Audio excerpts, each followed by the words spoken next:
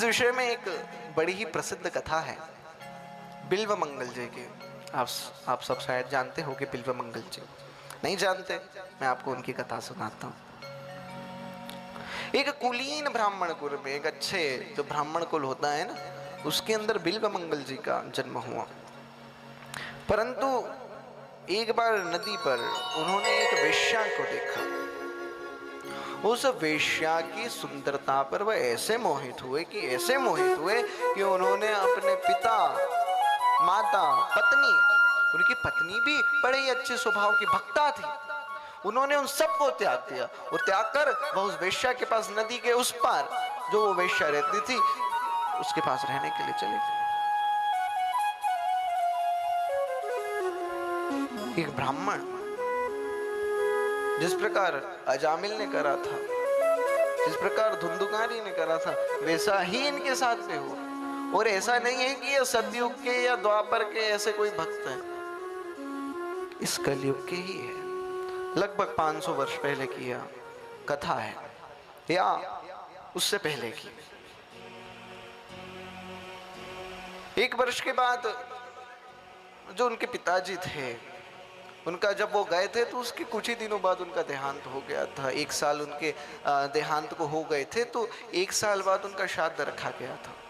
उस अब उनके पिताजी का श्राद्ध है तो उनकी पत्नी जो थी वह गई उस वेश्या के घर पर, और वेश्या के घर में जाकर के कहती कि जो हमारे जो पति हैं, जो आपके यहाँ पर अभी निवास कर रहे हैं विगत 1 वर्षों से, वह जो व्यक्ति है वो हमारे पति है, उनके पिताजी का अभी श्राद्ध है कल, तो आप ऐसा कीजिएगा। हमारी तो वो बात सुनेंगे नहीं, परंतु वह आपसे बहुत प्रेम करते हैं, आप ऐसा कीजिएगा कि उनको कह दीजिएगा कि वह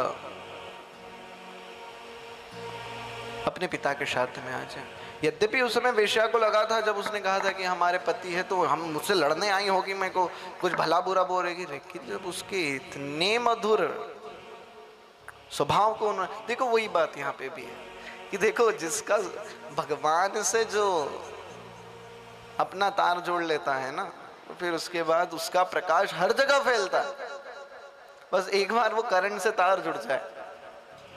यहाँ पर भी वो भक्ता थी, भगवान की पुजारन थी, इसके लिए इतने प्यार से उन्होंने इतना मधुर संभाषण करके उस वेश्या को बोला कि उस वेश्या ने मनी मन उसको अपना गुरु स्वीकार लिया। हाँ, क्या स्वभाव है इसका। उन्होंने कहा ठीक है, मैं भेज दूंगी, कोई दिक्कत नहीं। अब नशे में से उठे बिल्व मंगल जी, और नशे में से उठ के जैसे ही उठे तो उनको वेश्या ने बोला, डांटते हुए बोला कि तुम्हारी पत्नी आई थी यहाँ पर। अरे वो क्यों आई यहाँ पर, उसका क्या काम है, कैसे आने की हिम्मत हो गई उसकी। अरे सुनो तो, क्यों आई थी? आपके पिता का कल श्राद्ध है, उसका ही कहने आई थी। उसका कितना अच्छा स्वभाव है, आप तो कैसे उसको छोड़ के यहाँ पर रह सकते हो? इतनी अच्छी पत्नी है तुम्हारी, उसके बाद भी तुम उन सबको छोड़कर यहाँ पर रह रहे हो, ऐसा कैसे? क्या ये सब क्या है? कल चुपचाप बिना कोई प्रश्न करे अपने पिता के श्राद्ध में चले जाना। ठीक है, गए, उस नदी को पार करके अपने घर पहुंचे। पंडित जी वगैरह सब बैठे थे, शादी की प्रक्रिया चालू हुई। पंडित जी को प्रक्रिया चालू होने से पहले बिल्व मंगल जी कहते जल्दी जल्दी करना, जितना जल्दी हो सके इसको कर रहा है। अब जल्दी वो सारा काम कर रहे हैं। पास में ही उनकी पत्नी भी बैठी हुई थी, हाथ लगाया हुआ था उनके हाथ से, संग में कर्म करवा रही थी।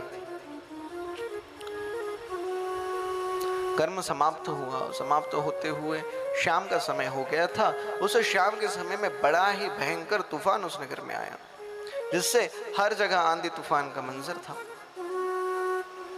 तूफान आ रहा था, जल की बहुत वृष्टियां हो रही थी, अथवा जो नगर की मुख्य नदी थी जिसके पार वह वेश्या रहती थी, उसमें भी उफान आ रही थी। अब वह बिल्व मंगल जी जैसे तैसे पूजा वगैरह करके अपने हाथ बार झटकार के और वो सीधे जाने लगे। अब वो जैसे ही जाने लगे, उनकी पत्नी ने पीछे से आवाज देके उन्हें रोक लिया कि पतिदेव कहाँ जा रहे हो? बाहर देखिए तो सही कितना तूफान आ रहा है। आप अभी मत जाइए, एक रात रुक जाइए, उसके बाद में फिर चले जाइएगा। नहीं नहीं नहीं नहीं नहीं, मैं यहाँ पे नहीं रुक सकता, मुझे तो बस जाना है, कुछ भी हो जाए। बिना कुछ बोले उन्होंने कहा, पत्नी कहती कि अरे रुको रुको, अरे रुको तो। कुछ भी नहीं, अनदेखा करके उनकी बात को अनसुना करके वो जाने लगे। अब पत्नी बेचारी अच्छे स्वभाव की, वो उनको जाने कैसे देती, उनके पीछे चल दी।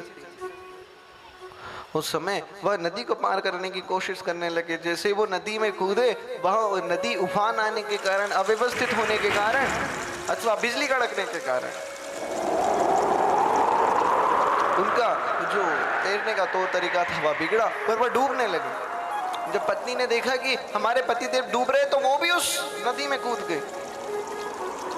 वह जैसे तैसे उनको बचाने लगी, परंतु बिल्वमंगल जी ने यह देखा तक नहीं कि मुझे बचाने के लिए कौन आया है। उन्होंने उसके सर पर हाथ रख के उसको डुबाकर कि उन्होंने उस नदी को पार कर लिया। बेचारे डूबने के कारण, श्वास ना मिलने के कारण उस पत्नी के वहीं पे प्राण पखेरु उड़ गए।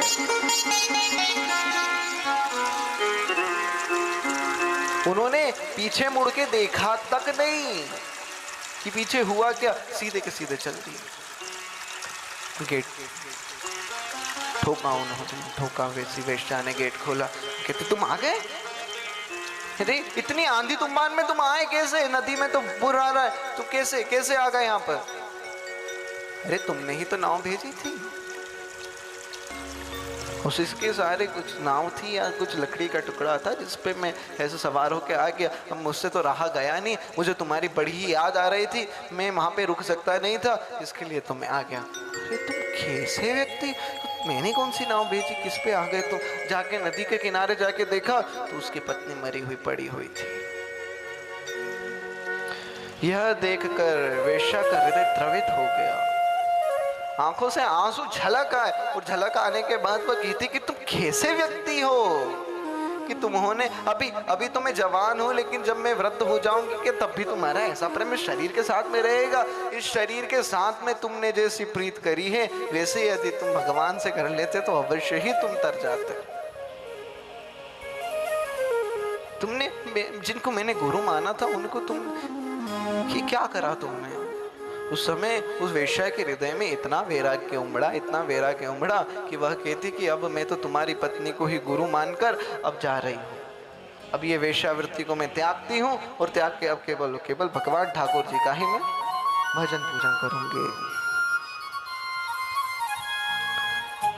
बिल्वमंगल जी ने जब जिसको उन्होंने इतना प्रेम करा था अथवा जिसके लिए संपूर्ण चीजों को छोड़ दिया, उस वेश्या ने जब ऐसा बोला कि यदि इस शरीर से तुमने जितनी प्रीत करी, यदि उतनी प्रीत ठाकुर जी से कर लेते तो तुम कब के तर जाते। या उनके दिल पर बात रख गई। उस नदी के किनारे ही वह बैठकर रोने लगे।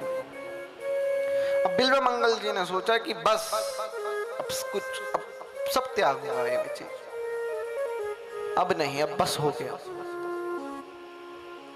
अब यह सब चीजें नहीं।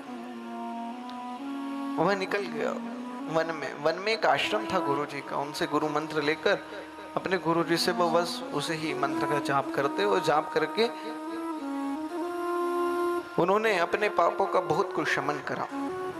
अब मन में बड़ी इच्छा जगी कि बस अब यहाँ पे आश्रम पे तो हो गया, अब मैं वृंदावन जाता हूँ और वृंदावन जाकर वहाँ पे भगवान का चिंतन मनन करूंगा।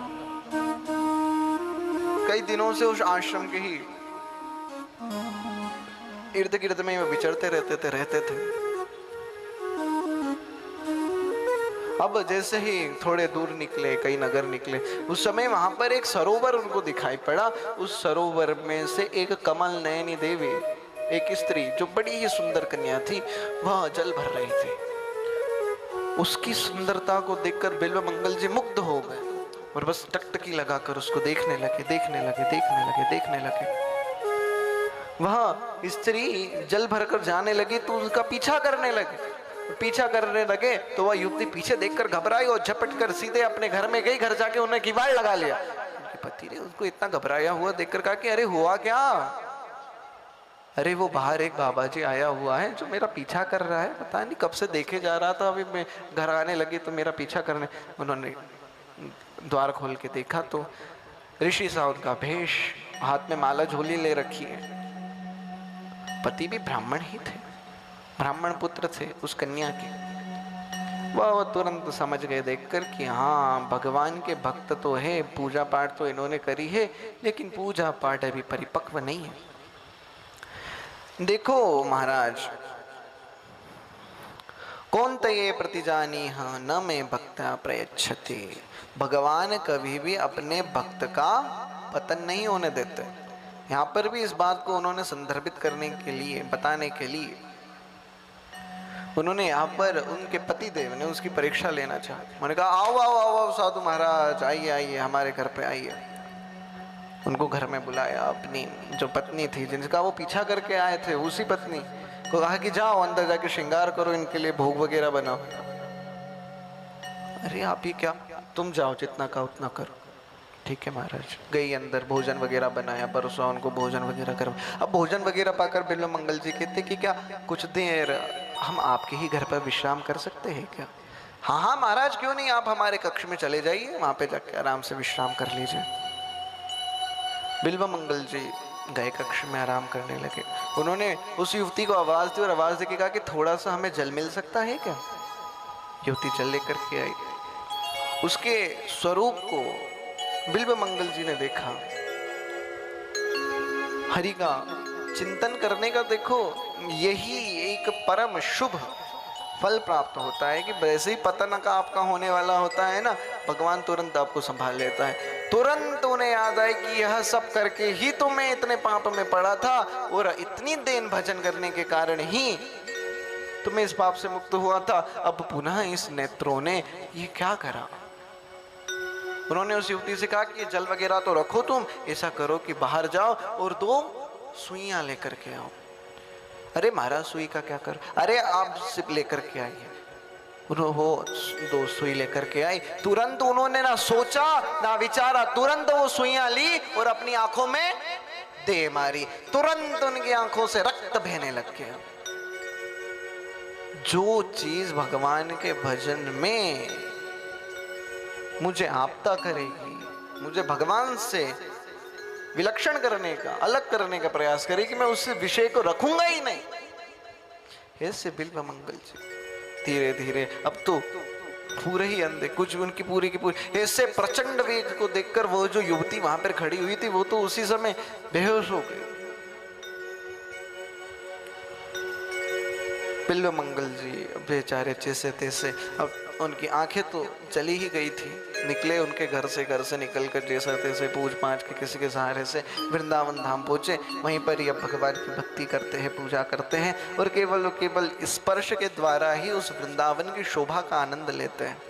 जिस वृंदावन की धाम की यात्रा पे आज से हम चले गए भगवान की मधुर कथाओं के द्वारा, उसी वृंदावन को वो छू छू कर ही उसकी आनंद लिया करते थे, श्रवण से आनंद लिया करते थे। एक दिन उनका छूना किसी ऐसे व्यक्ति से हुआ जिनके छूने के बाद उनका रोम रोम प्रफुल्लित हो गया, उनके रोम रोम खिल उठे, उनके रोम रोम में उत्थान हो गया, परम आनंद की उनको अनुभूति होने लगी। वह उनके जो हाथ का जिनको स्पर्श हुआ तो उसको और भी अधिक कस के पकड़ के बोलते, अरे भैया तुम हो कौन? मुझे कभी भी ऐसा अनुभव नहीं हुआ। अरे मैं तो यहीं का एक बाबा हूँ पास का। नहीं ये नहीं हो सकता, मुझे कईयों ने स्पर्श करा, परंतु तुमने जैसा मुझे स्पर्श करा है वैसा मुझे आज तक किसी का अनुभव नहीं हुआ। बताओ तुम कौन हो? उस समय भगवान अपने पूर्ण स्वरूप में, चतुर्भुज रूप में प्रकट हो जाते हैं और फिर उनके सामने जब वो देखते हैं कि इस प्रकार की कोई लीला, अब वो देख तो सकते थे नहीं। उन्होंने कहा प्रभु मुझे आपके दर्शन करना है, कुछ कीजिए। प्रभु ने अपना वरद हस्त उनके नेत्रों पे रखा, उन नेत्रों की तुरंत उनकी ज्योति आ गई और ज्योति के आते ही उन्होंने उन परम भगवान का दर्शन करा। और जिन चंद्रहास जी की कथा आपको मैंने कल सुनाई थी वह उनके ही द्वारा रचित ग्रंथ की है जिसका नाम है कृष्ण कर्णामृत ग्रंथ।